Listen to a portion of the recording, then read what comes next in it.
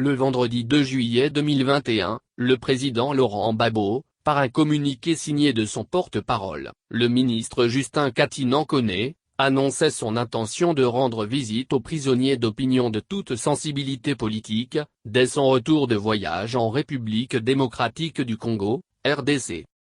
À cet effet, il avait instruit ses collaborateurs à l'effet de négocier, pour son compte, avec les autorités compétentes des conditions des dites visites.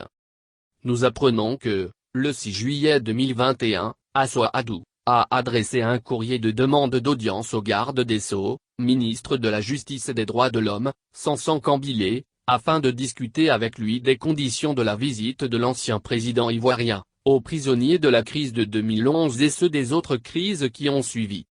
Le 9 juillet 2021, le garde des Sceaux, ministre de la Justice et des Droits de l'Homme, en réponse au Dr Assoa Adou, écrit: en tout état de cause et relativement à votre demande, j'ai le regret de vous faire connaître que pour des raisons d'ordre sécuritaire, les maisons d'arrêt ne sauraient accueillir de visites de personnalités politiques, relève le FPIGOR dans un communiqué transmis ce mercredi 14 juillet 2021 à Kouassi.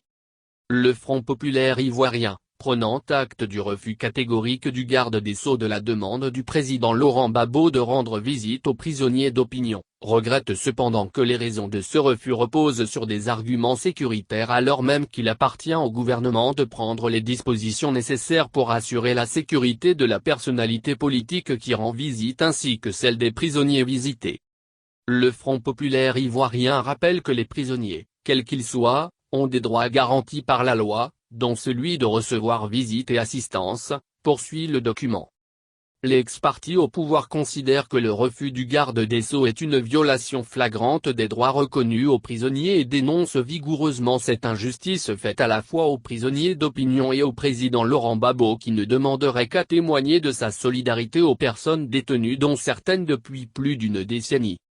Il tient à préciser que la volonté de son mentor de rendre visite aux prisonniers politiques s'inscrit dans sa démarche qui consiste à apaiser les uns et les autres et à les rassurer de son engagement résolu sur la voie de la réconciliation qui passe nécessairement par un dialogue national entre toutes les filles et tous les fils de Côte d'Ivoire.